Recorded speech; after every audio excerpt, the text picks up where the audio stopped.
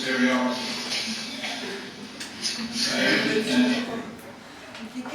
So let's hope we can proceed without interruption today. We're delighted to have you talking about, Professor Vaschenko, talking about Chekhov, one of our favourite authors, as well as yours. And I think perhaps we should go straight ahead. So over to you at your end, and thank you again. Thank you. We're also glad that we can continue. We can continue our cooperation and collaboration, and today we resume our video languages. We've had already 6, and we hope that it won't be the last. So I'd like to say good morning to everybody, and thank you for coming. I hope this time we won't have any technical problems. And the topic of today's lecture has not been chosen by chance, because in January we celebrated the 150th anniversary of Chekhov's birthday. And Chekhov, being a great Russian author and writer, he influenced, of course, greatly on the development of the whole world literature of the 20th century. And let me introduce you and our Australian friends, Alexander Vladimirovich Vaschenko, head of the Department of Comparative Culture and Literature at our faculty, Doctor of Philology, professor, and an expert in Chekhov's. And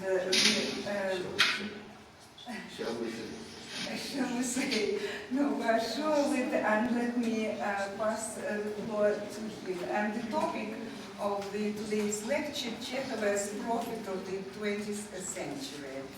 Okay, now welcome. Do you hear us, by the way? Yes, yes.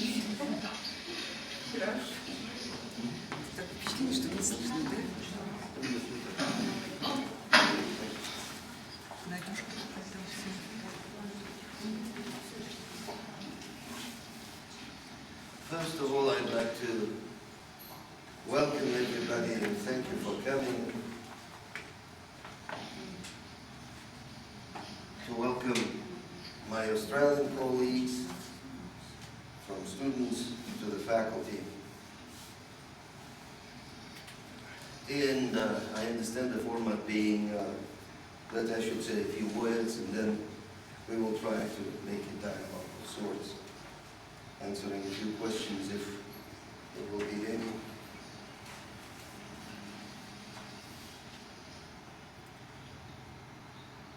So, Anton Chekhov is a prophet of the 20th century reality, consciousness, all sorts of social and cultural phenomena. Whenever we dare to assign to somebody the title of a prophet, we normally mean by implication that the person worth the title is supposed to answer two qualities. First,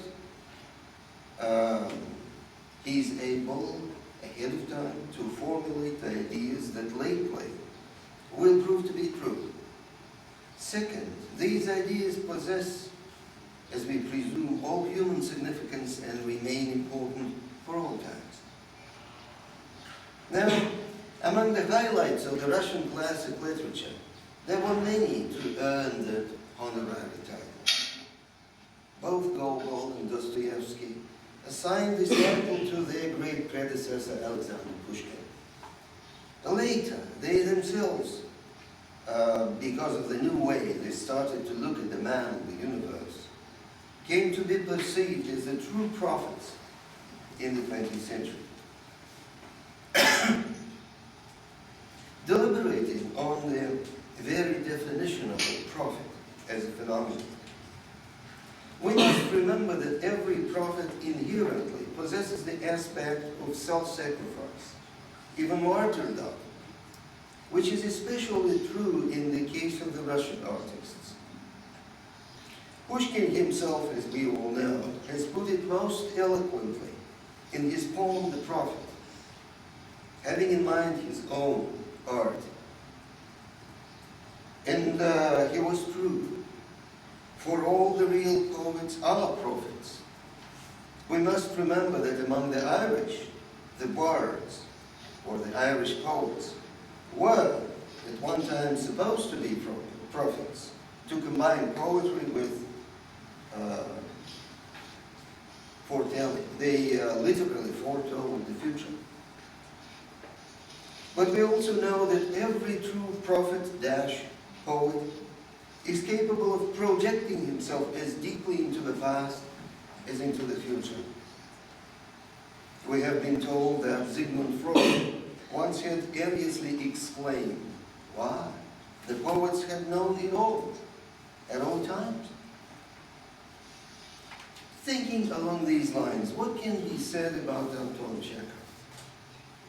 Certain obvious facts can prepare us for further deliberation on the theme.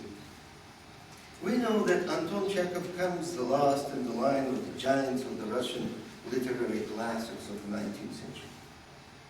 We know that he was blazing the trails for the 20th century drama and the short story.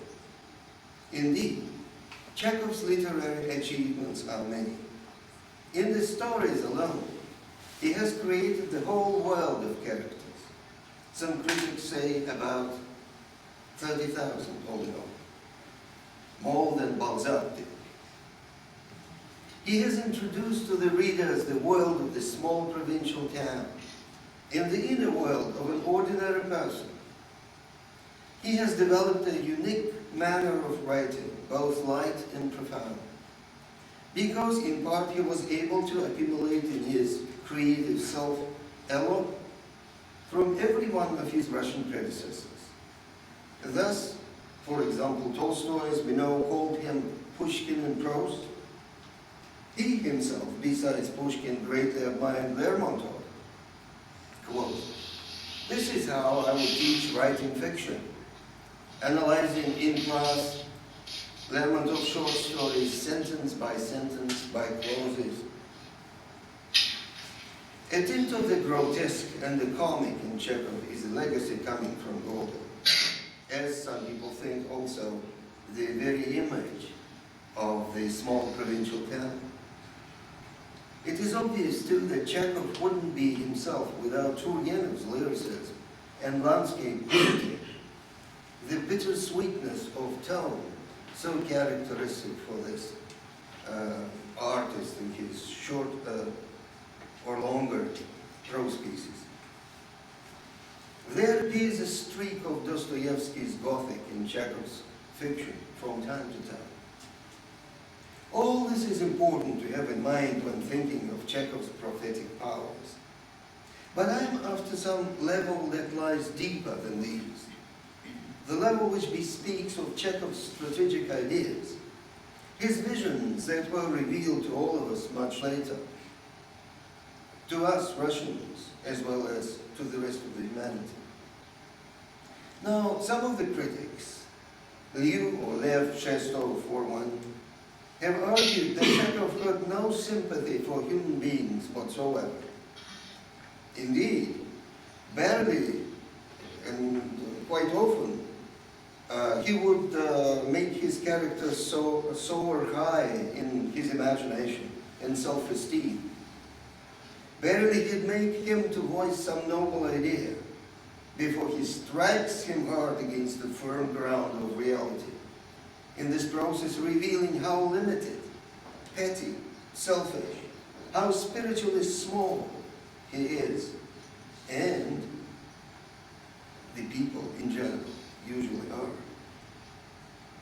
Yet it is equally true that Chekhov, if ever he held in mind any kind of message for us, he did it on behalf of the people, voicing it with a piercing bittersweetness and genuine concern for their happiness, right on the verge of the catastrophic 20th century reality.